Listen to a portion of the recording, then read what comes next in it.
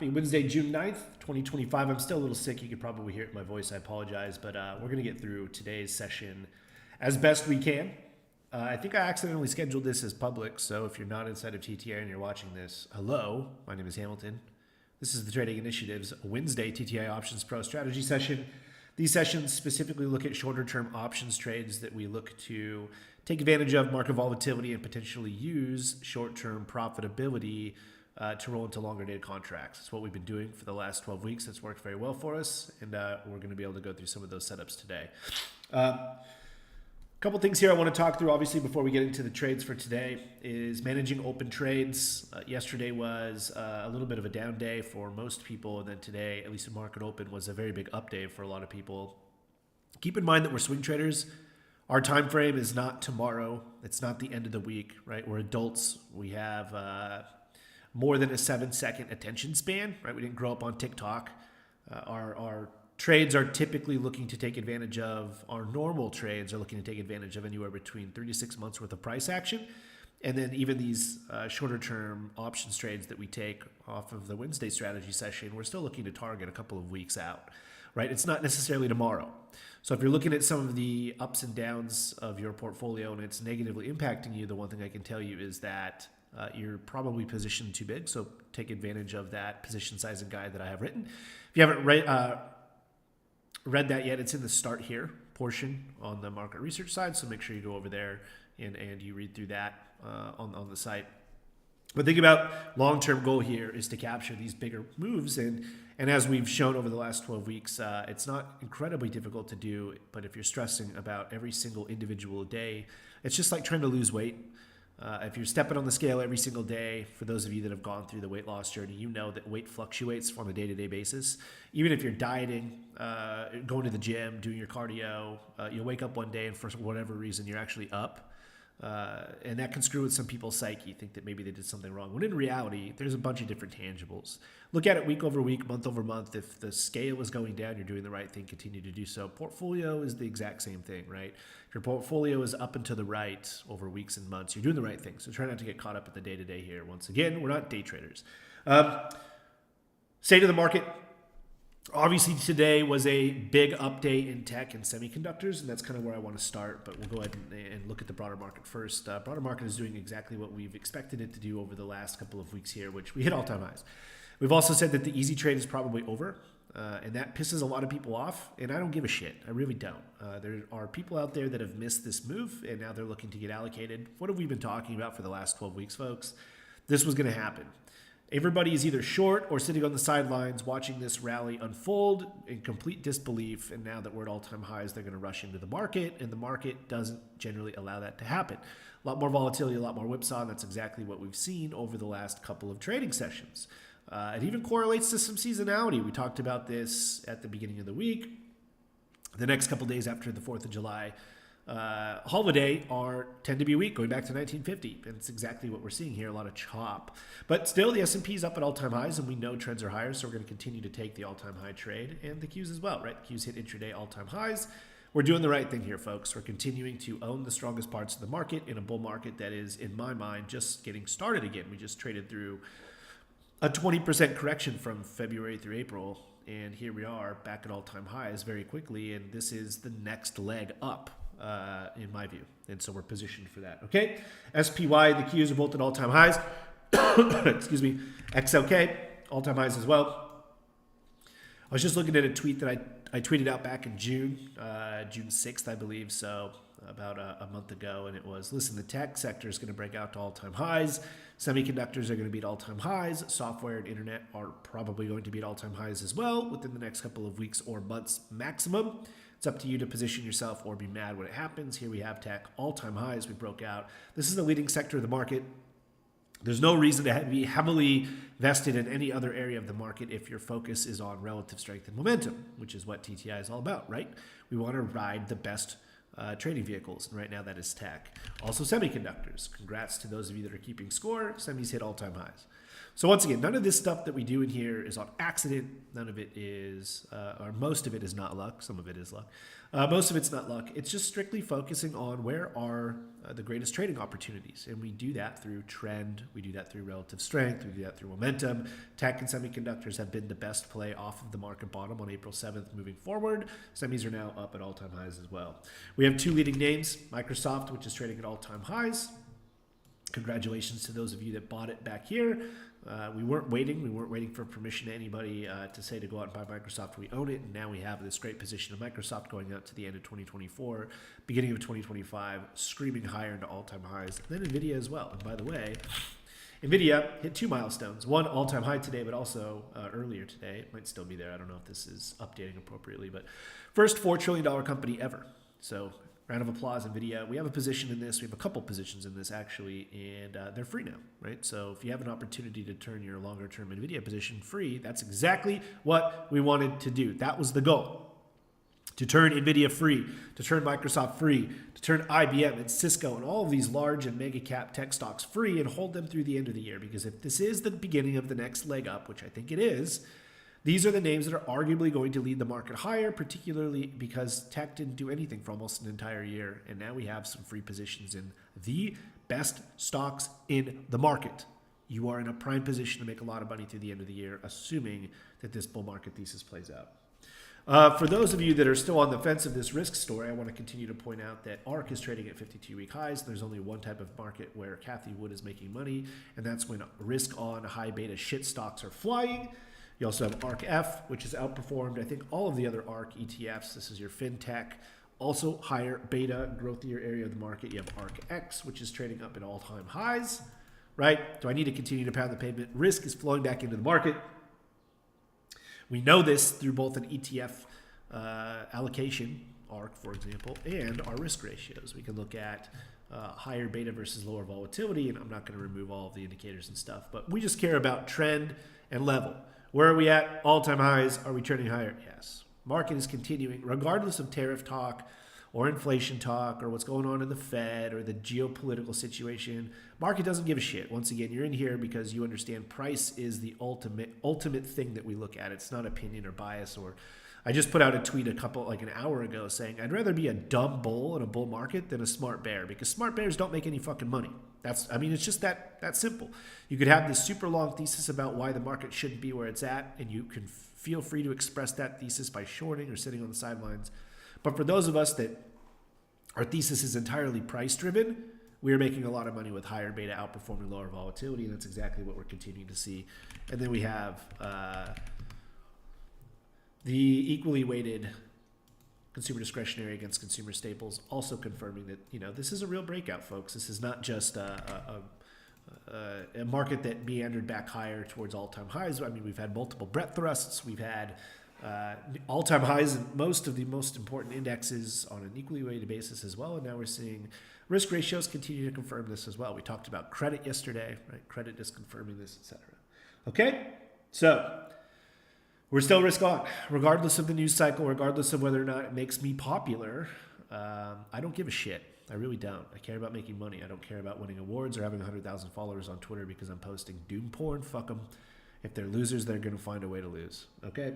Last thing here is stop chasing shit like HIMS, right? I get a question on HIMS every single day. These Twitter tickers that go absolutely bananas. If you're in them before, the hordes of idiots in Twitter, get them. Congrats. You can make a lot of money off of their stupidity. But the simple fact is a majority of Twitter users overstay their welcome. Well, a majority of traders overstay their welcome.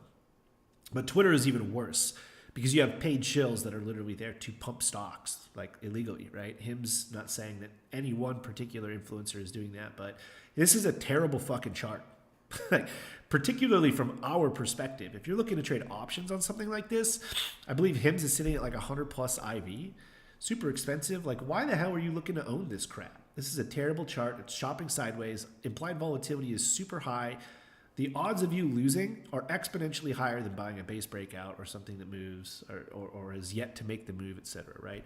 Palantir is another great example. Now we have positions in Palantir. You can see we have short-term and longer-term positions. Some of you guys have January of 2026 positions on there. But to sit here and constantly obsess over Palantir, like Palantir is up 400% from 27 area breakout. We owned this breakout, 27 bucks. We rode it a majority of the way up. We've taken pot shots on the way up as well, and they've worked, but nothing has worked as well as the $27 area breakout. Now it's up 400%. It's a $325 million stock, the market cap. $325 billion. You know, there's people out there that tell you Palantir is going to do $1,000. It might in the next 10 or 20 years. Does it make sense for this thing to fucking 10x here?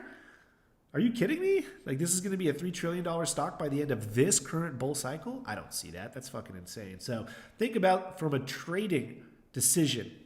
Is this the type of stock you want to continue to allocate stuff into 6 months out? I don't know. Maybe it is. Good luck. I'd rather take the easier trade. And there are easier trades. So let's go ahead and talk through some of those. Take your profits on names that are doing well, right? At close, going to continue to fucking say this over and over and over. Close at 100% and don't think about it anymore. Or close half, at 100%. And don't think about it anymore, right? We have Boeing, for some of you, it's up and over 100%. NVIDIA, up and over 100%. Looks like more NVIDIA, etc. Make sure you're taking risk out of the goddamn trades. I want to shake you by the shoulders. Take risk out, and then the profit will come next. Because if the trades don't work out after we take out our original capital, we don't lose anything. It might not feel good, but all we lose is time and maybe some commissions. But we don't lose anything against our actual account because we've already taken out the original risk that we put in, and now we're trading with house money. That's the way we do things inside of TTI. That's what sets us apart from other communities, systems, groups, is that we respect risk. The people inside of TTI, for the most part, aren't dicking around with $5,000 Robinhood accounts, right? Most of the guys inside of TTI have larger accounts. We don't want to lose substantial amounts of capital. You have to go into this without a lotto mindset. Protect your account. Manage risk early. NVIDIA, Microsoft, Boeing, if it's up over 100% today for you, etc. Archer is the first one I want to go through. We talked about this. We talked about Archer in the chat room yesterday over on the market research side. I like this setup. This is basically the same type of setup as all the other shit stocks that we've been owning. High short interest, coming out of a stage 1 and 2 a stage 2. Consolidating around its 50 RSI, still within a bullish momentum regime, trading north of its upward sloping 200 moving average. And what I really like about this is if we can clear the 1125 area, we're into big blue skies. For those of you that don't know what that is, just check your VRVP indicator and look above 1125. Significant amount of volume is dropping off. And so the idea that there's going to be a lot of overhead resistance to kick this trade down is diminished, right? So I like this particular trade. The contracts that I already own, I'm actually down on them slightly, so you're going to get a better feel than me. But I like the Archer August 15th, $12 calls for approximately, I bought them for 60 cents. I think I'm slightly down on these, so you're going to get a better opportunity than me. Let's get rid of this. So that's what I'm doing with Archer. And once again, I'm looking for like a BBAI or a similar move up above 1125, and then hopefully we can close out half at 12 and then ride this thing up into a short squeeze. These are the types of stocks that are working right now. And so I'm going to go ahead and throw that on. Next one is another higher beta tech-related play, but this is actually a Chinese-related play. This has nothing to do with me. As a matter of fact, this was found in Discord. So shout out to whoever found this first. This is absolutely right. We're getting a little bit of a volatility clamp here. We like this symmetrical triangle. We like the fact that we're above the 200-day moving average. It's sloped up. We're still technically holding a bullish momentum regime because we never hit oversold on the yearly here. So we're going to go ahead and take a little bit of a riskier entry on KC. All of these trades that we're taking right here, by the way, for those of you that are newer, we priced these to go to zero, right? Meaning we're not taking a full standard R position, unless you're okay with that. I'm not. A full standard R position in these, maybe that equates to $5,000 for some of you. I would not put $5,000 into KC and expect it to make you 25 grand overnight. This thing could very realistically go to zero, and we're not going to look to manage it. We don't stop out of these short-term trades. They expire worthless. So make sure you keep that in mind when you're taking these types of trades, because it matters a lot, right? It matters a lot. You don't want to lose more than you're willing to actually lose on these shorter-term, higher-risk trades. So Kingsoft, Cloud, KC, this is a Chinese-related tech name, higher beta. We like the setup, symmetrical triangle north of a 200-day moving average sloped up. Still within a bullish momentum regime. We like this for a squeeze up to the $15 area. So I like KC 0815. 15 calls for approximately 40 cents. I have not yet opened this position. An opportunity here for a higher beta international related stock. By the way, I completely forgot. Check this out. ING. How many of you guys are still in ING with me? I'm telling you guys, European financials are not sexy to trade. Nobody's going to go out and say, man, I own this bank out of the Netherlands. But we're into 17-year fucking highs, and we now have a free position in a European financial name. That's awesome. European financials continuing to run to all-time highs, right? This is what sets TTI apart. We're not just locked into a certain area. We don't just fucking day trade Apple all day. We can go out there and find strength in the market and own it. ING is one of those names. KC is another one of those names that gives us an opportunity at some international exposure at a higher risk, though, right? Reward is potentially higher, but so is the risk. So August 15th, $15 calls for approximately 40 cents is what I like here. Next one.